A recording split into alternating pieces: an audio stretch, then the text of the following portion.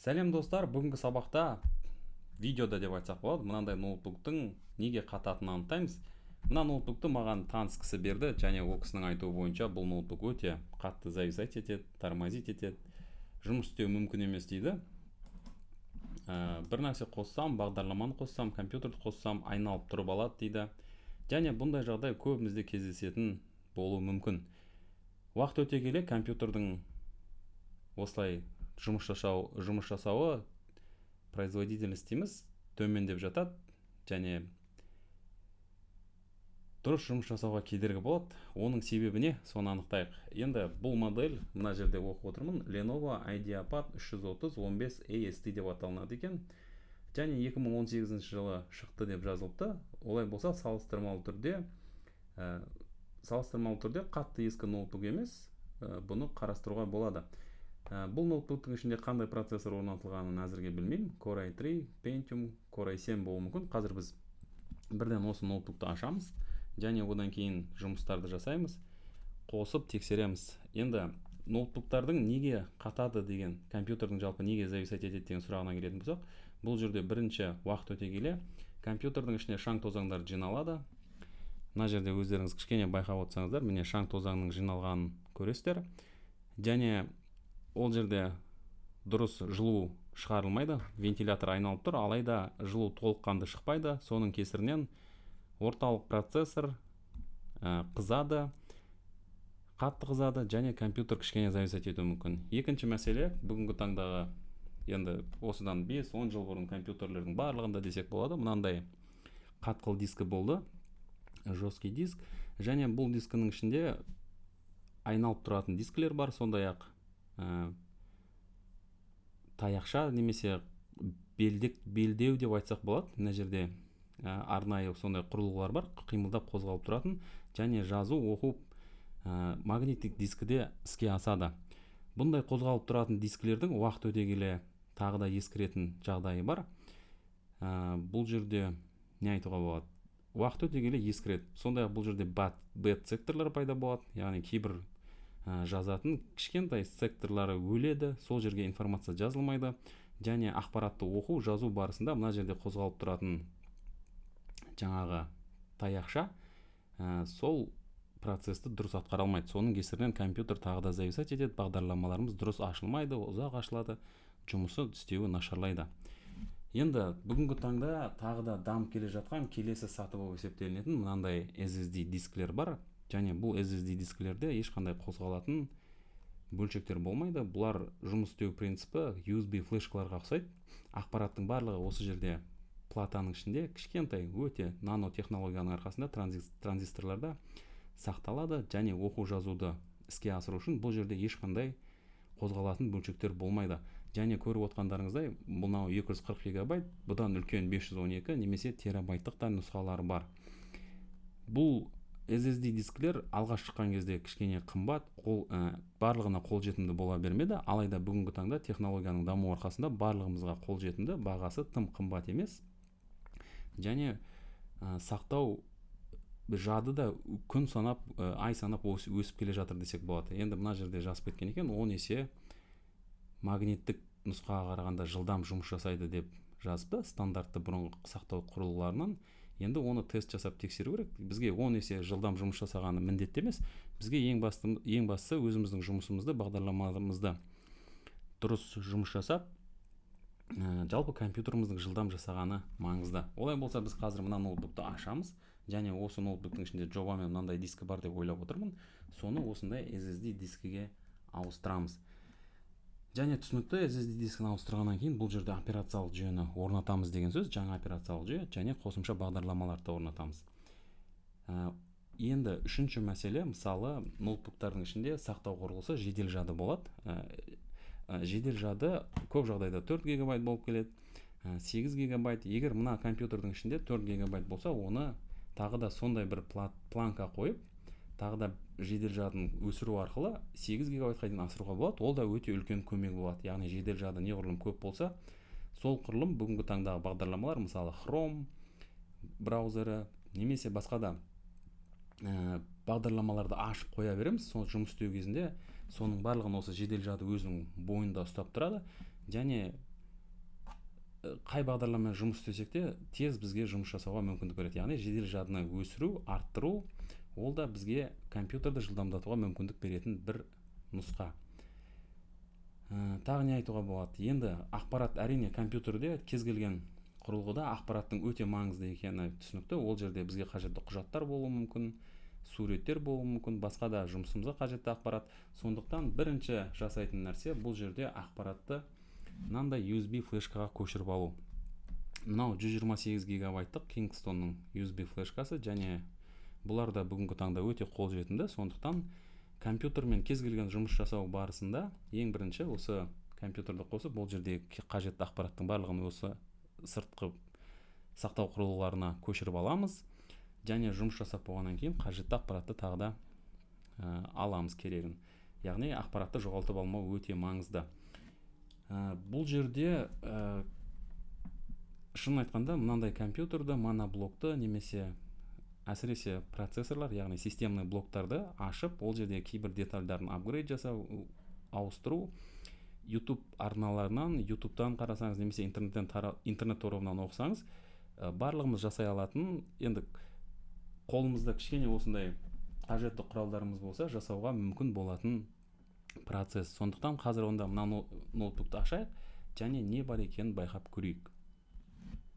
Бір айта кететін жайт, осы Lenovo'ның арнайы интернет торабында құжаттамасы бар. Сол жерде осы user manual немесе service manual деген PDF парақшалары, құжаттамалары болады. Сол жерде қалай ноутбукты ашу керек, компьютерді ашу керек. Яғни сіздің өзіңіздің компьютеріңізге байланысты ресми, официалды ресми веб парақшасынан қажетті құжаттаманы жүктеп алып, сол жерде сервис деп аталынатын, қалай қызмет көрсетемін, мына жерде қалай ашамын деген сияқты құжаттаманы бір қарап көз жүгіртіп кеткенде пайдалы. Себебі кейбір мынандай бөлшектері ашылмай қалып кететін болса, онда сіз қатты күш беріп, бір нәрсені зақымдап сындырып алуда қаупі бар. Сондықтан оны оқып кетуге болады. Алайда бүгінгі таңда барлығы жеңілдетіп, ашуға да, жабуға да, жалпы қызмет көрсетуге жеңілдетіп жасалып келе жатыр. Сондықтан мен ойлаймын, мына жерде бізде қазір ашу керек барлық бұрандалар көрініп тұр. Сондықтан іске кірісе беруге болады.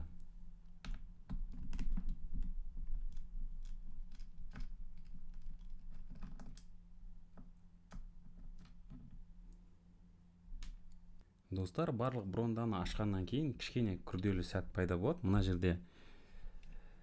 жерде осы ноутбуктың жан жағында мынандай кішкене өте бекітпелер бар, пластмассалық бекітпелер бар. Соны біз ағытуымыз керек. Ол үшін біз тағы да бір пластмассалық, басқа өте жұқа карточка сияқты бір пластмассаны қолдансақ болады. Немесе қазір мен мына жерде мына SSD дискіден қажетті осы мына пластмассаны ашып ала саламын.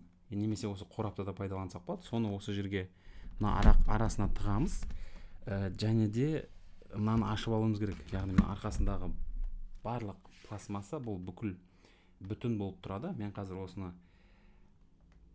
бір нәрсе кішкене мына арасындағы ашып, сол бекітпе пластмассаларды бір-бірінен ағытып ашып алуға тырысамын, және барлық ішкі құрылғыларын көреміз.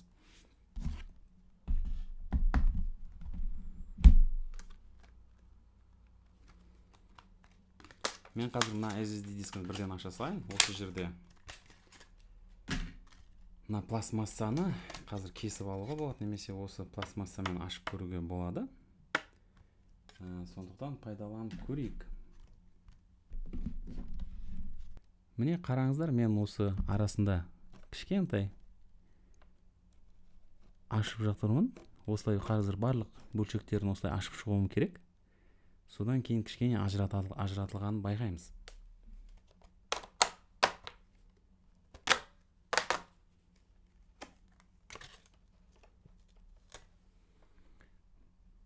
Міне достар, ноутбукты ашу процесі кішкене тым күрделі емес, кәдімгідей ашып жатқанын байқап отырсыздар.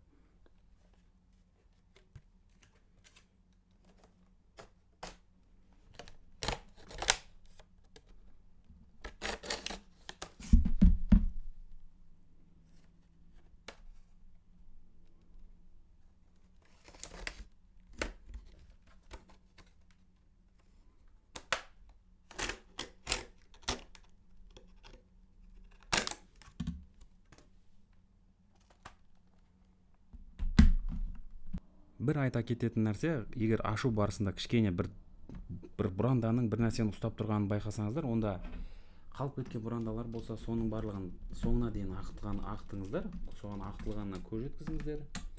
Мен мына жерде кейбір бұрандалардың ұстап тұрғанын байқап тұрмын, сондықтан тағы қосымша ажырату процесін жасап жатырмын. Болды, барлық бұранда ағытылды, және қарапайым осындай пластмассаның көмегімен мен ашу процесін жасап болдым. Және ноутбукты былай ашамыз, көреміз.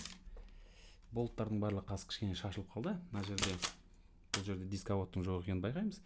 Және бірден байқасаңыздар, мына жерде шаңдардың пайда болғанын көресіз. Мына жерде барлық кішкентай тесіктері бекітіле бастаған шаңның. Оны қазір сүртіп тастаймыз. Одан кейін не көруге болады? Тағы бірден байқайтынымыз, әрине мына жерде процессордың желдеткіші, кулерді көреміз, және кулердің де шаң басқанын байқаймыз. Мына жерде памятті көреміз, оперативное запоминающее устройство, ОЗУ, және ол бізде 4 гигабайт. Тура осындай операциялық, яғни сақтау жедел жадын сатып алуға болады, және екінші планка қосу, немесе мынаны 8 гигабайттығына ауыстыруға болады. Одан кейін көретініміз, жаңа айтып кеткендей, мына жерде қатқыл дискіні көреміз. Бұл бізде 1 терабайт. Біз оны қазір 240 гигабайттық нұсқасына ауыстырамыз, SSD дискке ауыстырамыз. Енді түсінем, SSD дискі бізде көлем жағынан өте аз болып келеді. Мына жерде 1 терабайт, мынау бізде 240 гигабайт. Алайда көп жағдайда жұмыс жасауға және кейбір видео, аудио файлдарды сақтау үшін жеткілікті. Олай болса SSD дискіні ауыстырып, операциялық жүйені орнату, мына жерде кулердің шаңын тазалау, одан соң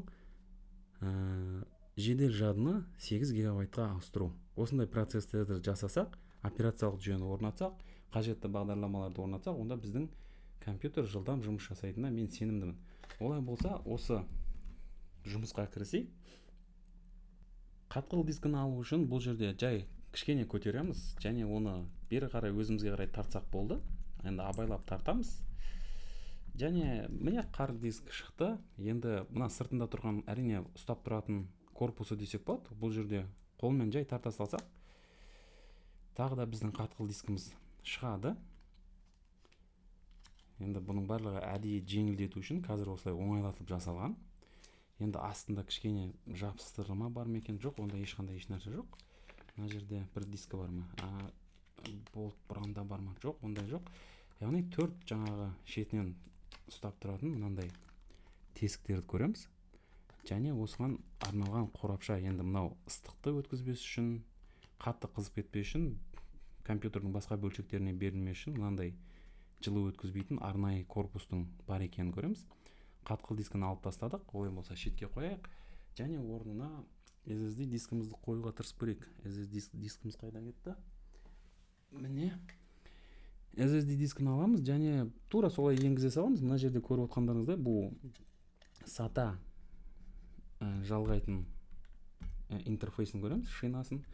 Одан соң, міне бұл жерде де барлығы дайын, осы тесіктері дайын тұр, соны саламыз.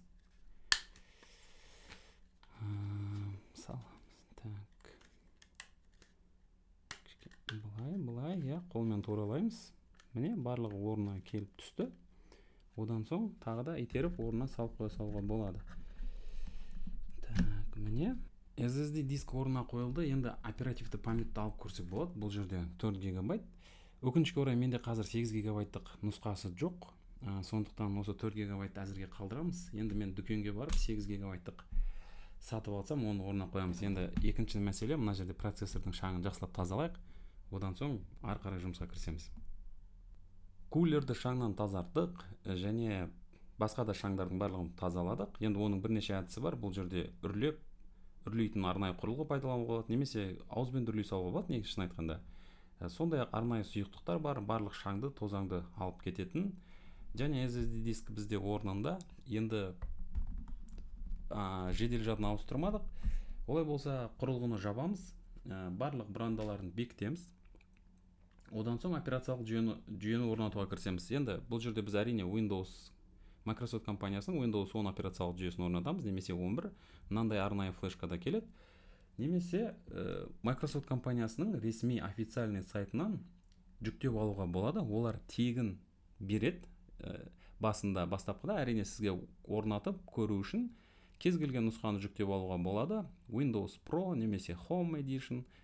Одан соң оны бір ай уақыт көлемінде сіз әрине кілтпен активация жасайсыз. Сондай-ақ Microsoft компаниясының басқа да Office, сондай-ақ Adobe компаниясының Adobe Reader бағдарламасы, сондай-ақ VLC, осындай енді медианы құжаттармен жұмыс жасауға арналған программаларды орнатамыз. Олай болса қазір ноутбукты жақсылап жабайық, одан кейін операциялық жүйені орнатайық. Ол да мүлдем қиын емес. Қазір USB флешканы салып, бірден жүктелу барысында осы операциялық жүйені орнатқыңыз келе ме деген сұрақ туындайды. Одан соң далее деген негізі шын айтқанда ары қарай деген нүктені басу арқылы операциялық жүйені орнатамыз. Олай болса сол жұмысқа кірісейік. Достар, жаңа видеоның жазу кнопкасын басуды ұмытып кетіппін. Енді бір өкінішті нәрсе. Сіздерге түсіндіріп кетейін. Жаңа біз ноутбуктың барлық бөлшектерін жаптық. Естіп отырғандарыңыздай кулер қазір айналып суыту процесі болып жатыр. Сондай-ақ мына жерде Windows арнайы осында USB флешкасында қолданып отырмыз.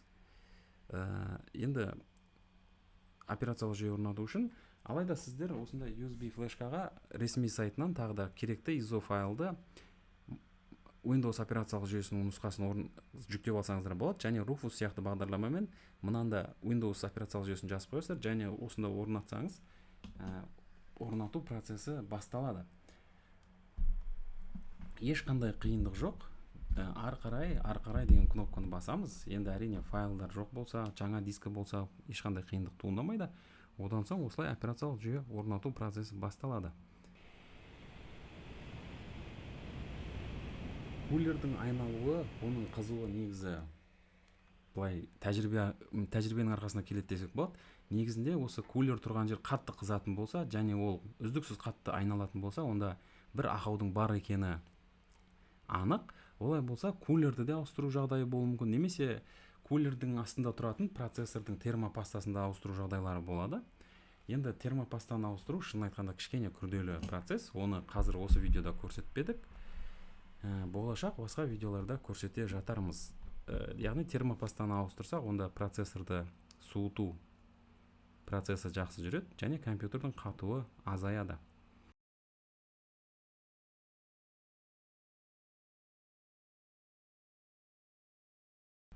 Қазір USB флешканы алып тастауға болады. Операциялық жүйе орнатылды. Сіздерге жаңа айтқан едім, процессордың қандай екенін білмеймін деп, мына жерде жазылғанына қарағанда AMD A6 деп аталынатын процессор екен. Ол да орташа деңгейдегі процессор. Және де бір нәрсе, осы ноутбукқа жедел жадыны қосу ол өте маңызды. Қазір бізде 4 гигабайт, оны 8 гигабайтқа асыру өте маңызды. Достар, осы кезде айтып кететін бір нәрсе, компьютердің процессоры мықты болғаны да өте маңызды. Intel компаниясының Core i3, Core i5, Core i7 деген модельдері бар екенін білесіз. Одан да жоғары Core i9. Мен сіздерге айтар едім, сіз тек қана офистік бағдарламамен сондай-ақ интернетте жұмыс жасайтын болсаңыз да, процессордың мықты болғанын назар аударыңыз. Мен сізге кеңес беретінім Celeron, Pentium, сондай-ақ Core i3 модельдерін барынша бас тартуға тырысыңыз. Енді Core i3 нұсқасы, оның соңғы generation деп жатамыз, соңғы буындары шынында күшті болып келеді. Алайда Core i5, Core i7 нұсқалары бұл тіпті мықты. Енді AMD компаниясы да осы Intel компаниясының бәсекелесі, AMD-дің процессорлері де жаман деп айтуға болмайды. Оның да әлсіз, орташа, жоғары деңгейлісі болады. Соның ішінде де осы аналогтық түрде айтатын болсақ, Core i5, Core i7 мен сәйкес келетін нұсқаларын алуға кеңес берер едім.